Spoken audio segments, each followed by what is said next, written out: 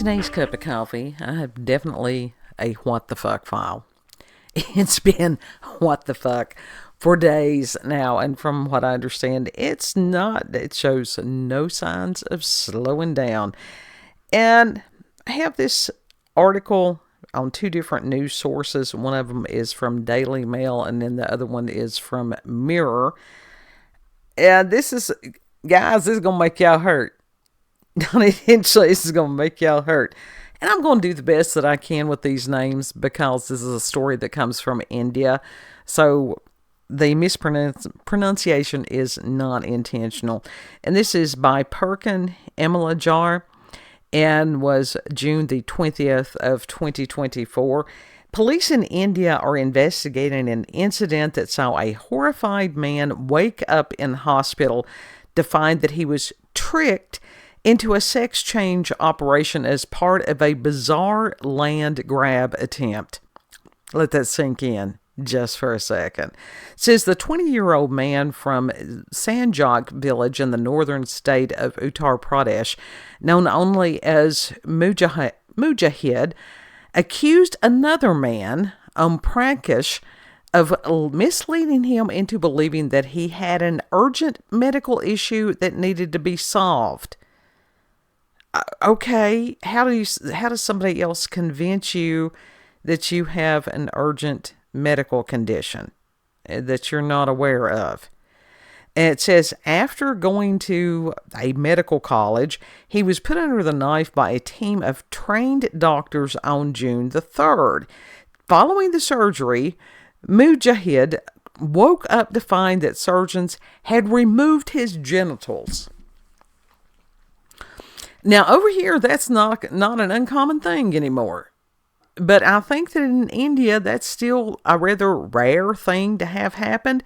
And the man recounted, quote, "When I regained consciousness, I was told that I had been changed from a boy to a girl," end quote.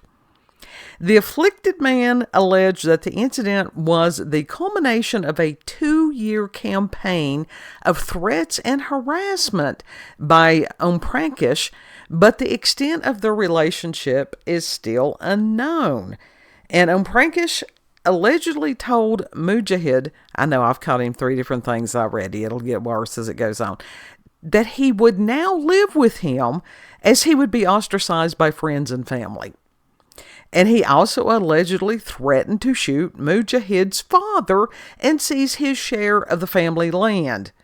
And Mujahid recalled that Perkin had stated, quote, "I changed you from a man to a woman, and now you have to live with me.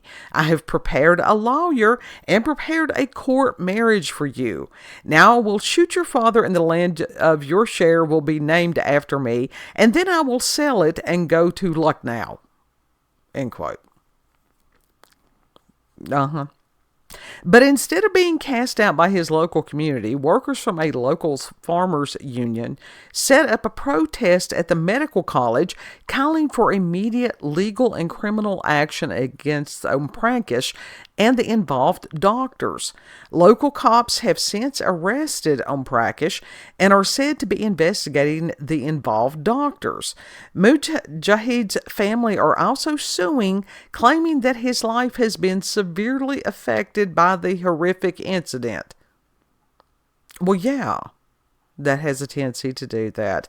And the police had said all the allegations made by the family and the protesters will be thoroughly investigated and appropriate legal actions will be taken against those found guilty, end quote.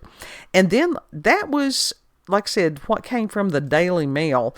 Now, Mirror had a little more of what the police had stated on this and said that going back, it says all allegations made by the family and the protesters will be thoroughly investigated and appropriate actions will be taken against those found guilty. It says it has been alleged that this case is part of a larger issue of organ trafficking at the hospital where the operations have been carried out without consent. And so A protester had stated, quote, "It is very unfortunate. We want this illegal business of selling body parts to be stopped immediately. All those involved, including the hospital management and those who facilitated this crime, should be held accountable and punished," end quote.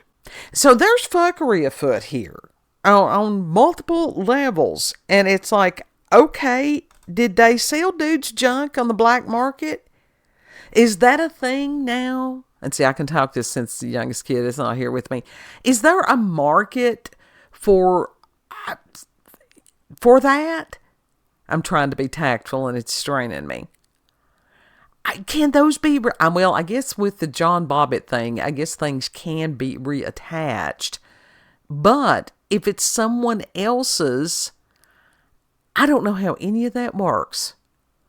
I was in nursing back in the 80s, and we're in a totally different realm.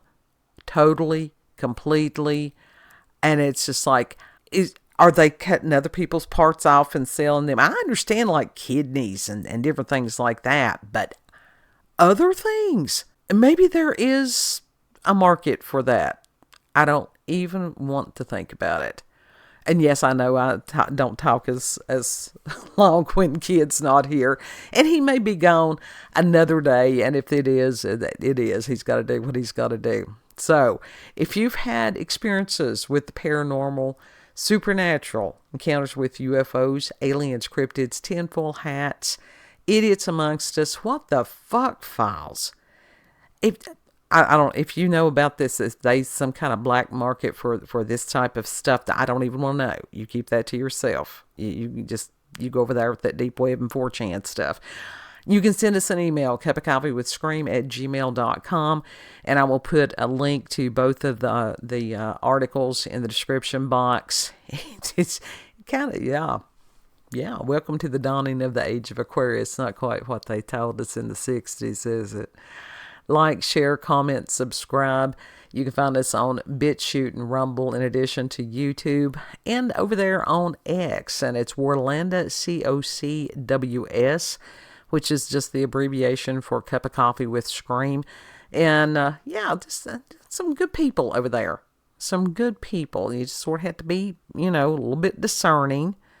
But there's some good people. There's some good people still in the world. Don't give up hope on that. Know that you are loved. Treat other people the way that you would like to be treated. Don't be convincing somebody, that surgery, that's kind of a personal thing. Yeah. Read the fine print. Oh God, read the fine print on everything. And Lord willing, we'll see you on the next cup. Bye.